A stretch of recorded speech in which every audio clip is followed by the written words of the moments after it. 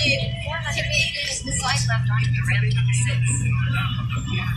Continue on Sales Road for 1 kilometer.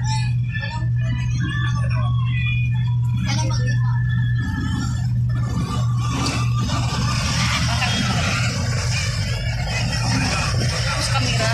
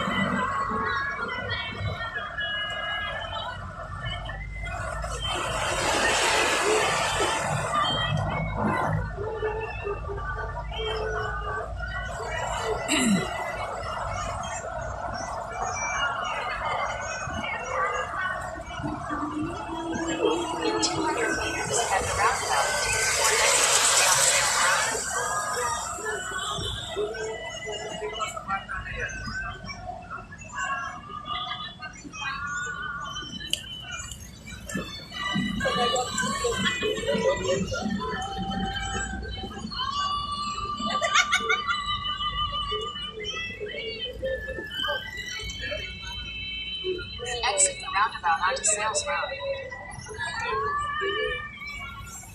150 meters, merge onto Osmania Highway and Millview Highway. Merge onto Osmania Highway and Millview Highway, and take the exit toward West Service Road. Take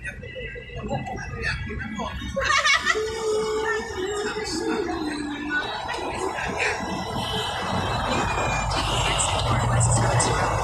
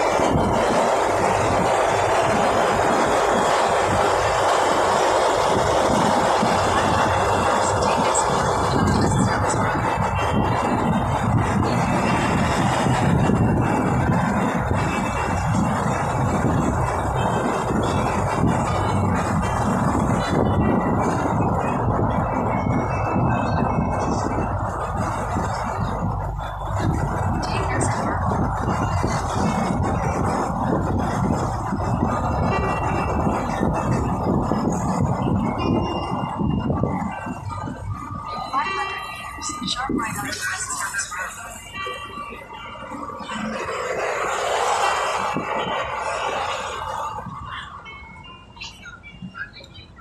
Continue on Asian Highway 26 for 3 kilometers.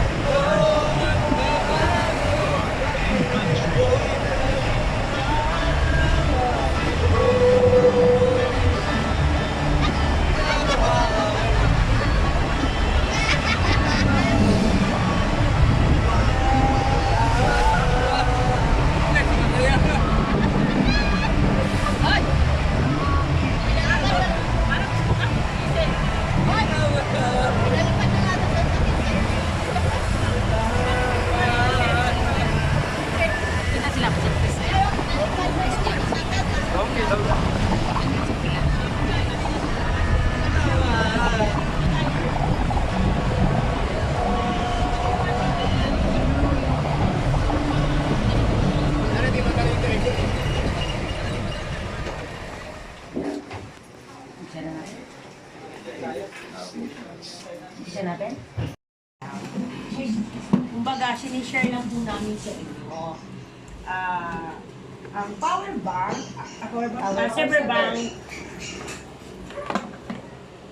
ang magde-demo po si Mr. Bobby at saka si Sir Dan. Dandy. Ito po talaga is malaking naitulong dahil nasubo ko na po sa amin sa bahay. Actually, ang bill ko po is 1,800 a month. Pero ngayong bill ko po is 1,080. 40% po talaga ang less natin sa ilaw natin. Kaya gusto ko sana i-share din sa inyo para po kami makatulong po sa inyo. Okay, agree po ba kayo na makinig po? Yes. Maraming salamat po. Mara na po sila sa inyo. Ano po, GBI-P3, yun po yung aming pong brands. No? Dating GBI, naging GBIL. Ngayon po ay GBI-P3. Isa rin po ako sa mga board of trustee ng aming grupo. And ang maganda po nito, kami po ay umiikot sa lahat po ng mga guardian, kapatiran, at lalong-lalo na po sa mga organization na malaking tulong po. Actually, sa totoo lang po, sino ho rito ang nagbabayad ng kuryente? Taas ang kamay. Lahat. Ligtas ho ba? Ligtas ho ba sa pagbabayad ng kuryente? Wala, no? Kaya yung mga asawa nila na lalaki, laging may kuto. Pagdating ng bill, nakakamot. Tama po ba? At ang bad news, magtataas po ng Meralco ng 8.40. So, napakalaki po nun. So, talagang kakamot na naman ang mga mister. Dahil sa taas po. Malalaki naman Oo po. Kasi naniniwala po ako, 3 lang po naman ang pangarap ng mga tao. Naniniwala ako din pangarap ng tao, yung ultimate na pangarap. Mababa yung bayaran. Unang-una, bigas. Sabi nila, bababa ang bigas. Bumaba ba?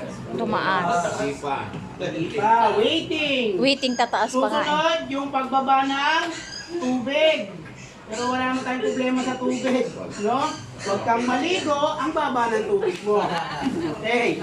O, ano ang may problem? Yung taas na...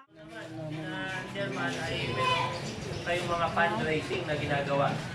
Marami kaming may tutulong sa inyo in terms of livelihood program. Lalo-lalo na nandiyan si Doktora, nag-schedule din ng sunod ng dental mission or medical mission. Yun yung mga programa natin. Ako din po ay undergraduate po ako ng education, pero po nasa marketing na po ako ngayon. Gumagawa po tayo ng isang company na para ang layunin makatulong sa small and medium enterprise. Taas naman kamay ng negosyante, may mga Kaya nananatili yung mga chapter members namin na hindi umaalis dito. Number 2, para sa aming brotherhood,